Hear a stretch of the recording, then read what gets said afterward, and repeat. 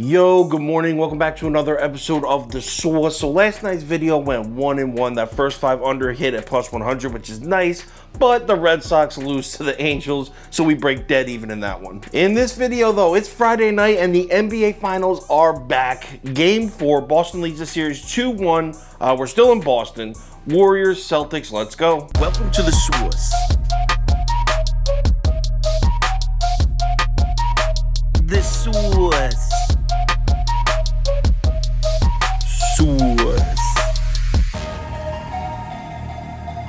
Hey, get the Source. All right, like I said, Golden State on the road in Boston for game 4. Line opened up Celtics -4, and all the sharps are on Boston.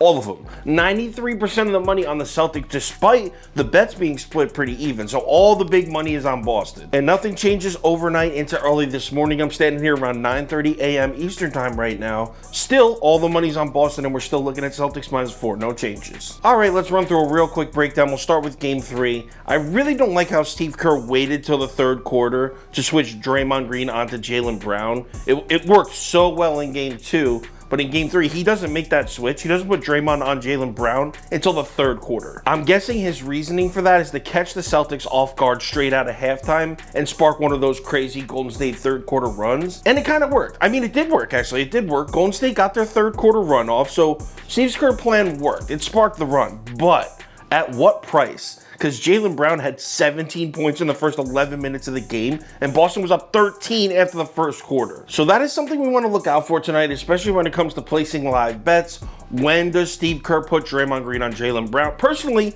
I would have him guarding him the whole game. I know that leaves Golden State a little more vulnerable under the basket, but yo, they were getting bullied, absolutely bullied on the glass, regardless of whether Draymond Green is there to help or not. Robert Williams was just way too much for the Warriors to handle under the rim. And honestly, that's a huge reason as to why everyone's hammering Boston right now.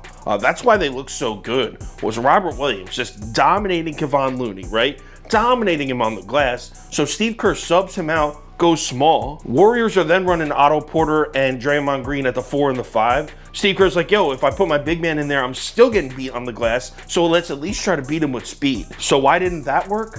Simple. The Boston Celtics controlled the pace of this game for pretty much 90% of it. Other than a pretty decent stretch in the third quarter from the Warriors, Boston controlled this game start to finish. Celtics turned it into a half-court game, took away the fast break. Doesn't matter how much speed you have on the court, Golden State. If you're gonna let Boston dictate the pace and turn it into a slow defensive game, you're gonna get bodied. But, and yes, there's a huge but, for all the positives I just said about the Boston Celtics, for as good as they looked in game 3, what are some things we learned about the Celtics in this postseason? Number 1, they are undefeated after a loss. That makes 7-0 following a loss for the Celtics. But what's number 2?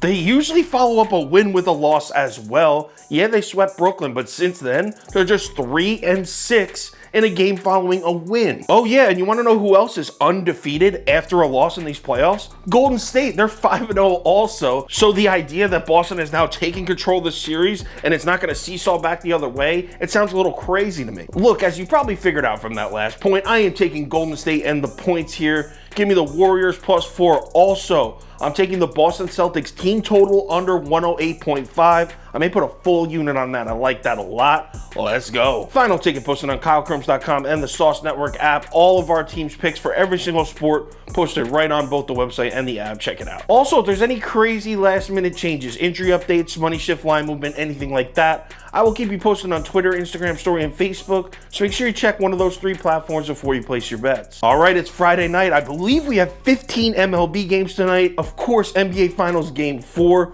Plenty of opportunities to make some money. I'll talk to you on Twitter.